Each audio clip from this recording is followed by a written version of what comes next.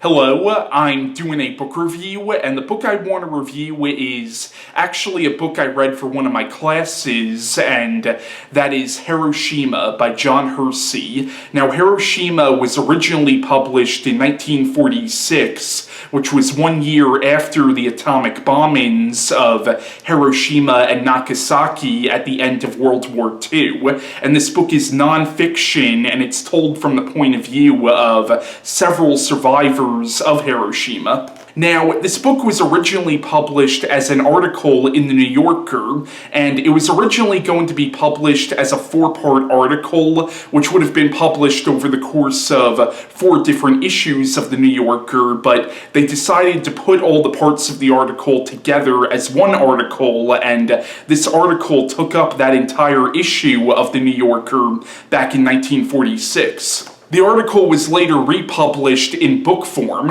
In 1985, which of course was 40 years after the atomic bombings of Hiroshima and Nagasaki, John Hersey also wrote another article for the New Yorker, which was about the people that he originally talked about in this book, and about what happened to them in the 40 years since the bomb was dropped. And that 1985 article was later published as the final chapter of this book. Now, this book is one of the earliest examples of a non-fiction piece of journalism that uses storytelling techniques that are typical of fiction. So even though this was originally published as an article, it reads almost like a novel. Now, Hiroshima was an excellent book, and this is definitely one of the most devastating books I have ever read, especially because this is a true story. Everything that happened in this book actually did happen. Now, I'm a big fan of, horror novels, like Stephen King or Clive Barker or Robert McCammon, but to me, the stuff that's in this book is far more horrifying and far more devastating than anything you'll find in a Stephen King or Dean Koontz book, because as much as I love books by those authors, those are fiction. The stuff that happened in this book actually happened. So to me, something like this is far more horrifying and far more devastating than anything you'll see in a horror novel.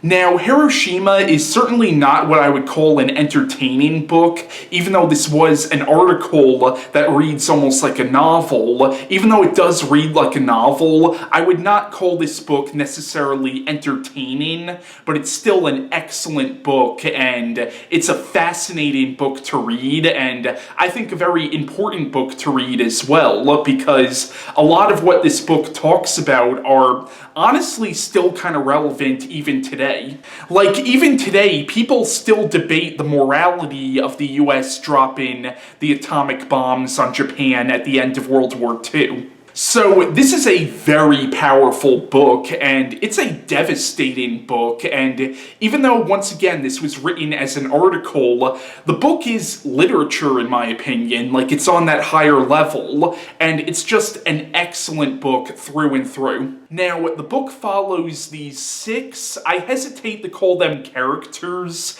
because these were all real people, but it follows 6 survivors of the atomic bombing of Hiroshima, and it follows how they survived on the day the bomb was dropped and in the days that followed. Now, I believe John Hersey interviewed a lot more people than the survivors that he focuses on in this book, but he used these 6 people to represent what was happening to thousands of other people in Japan at the time.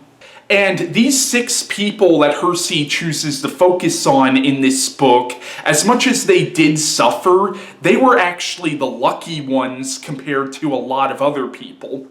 And just the stuff that these people went through, it's wow. I mean, even if you do believe that the dropping of the bomb was a necessary evil, because a lot of people do make the argument that because Japan was refusing to surrender, a lot of people make the argument that if we didn't drop the bomb, the war would have just continued, and that would have cost the lives of a lot more American soldiers. So even if you do believe that the dropping of the bomb was justified in some way, I don't see how you can't feel at least some empathy for the people who suffered after the bomb was dropped. And a lot of the stuff that Hersey describes in this book honestly is like something you would see in a horror novel, but once again, all this really did happen, so to me that's even more horrifying.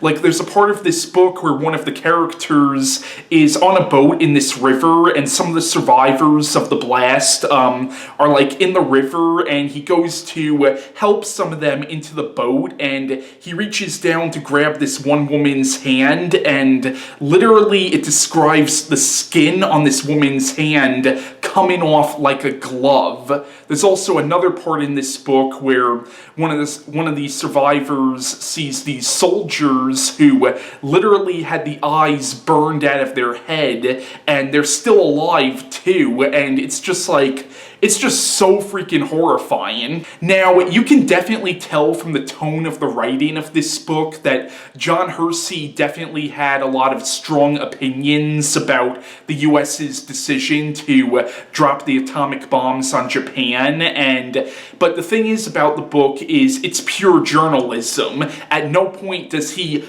actually come in saying, I think it was wrong that we dropped the bombs. Like, he doesn't say that at all. For the most part, it's pretty objective. Like, he just tells it like it is, so it's pure journalism. Like, he doesn't really bring his opinions into it, but you can kind of tell from the tone of the writing that he definitely had strong opinions about Harry S. Truman's decision to drop the bomb. And even though you can tell from the tone of the writing that Hersey definitely thought nuking Japan was wrong, at no point does he make excuses for the things that Japan did do during the Second World War. And I feel like this book does have a lot to say, not just about the usage of nuclear weapons, but also about the atrocities of war in general. And one thing I thought was really interesting about this book is there's actually a heavy emphasis on Christianity in this book, because several of the people that Hersey focuses on in this book were actually Catholics, and I thought that was really interesting because, to the best of my knowledge, and people could correct me if I'm wrong, but to the best of my knowledge, I don't believe Christianity and Catholicism are as prevalent in Eastern cultures as they are in Western cultures, so I thought it was really interesting how in this book there's a real heavy emphasis on Christianity and how Hersey focuses on these characters who were Catholic.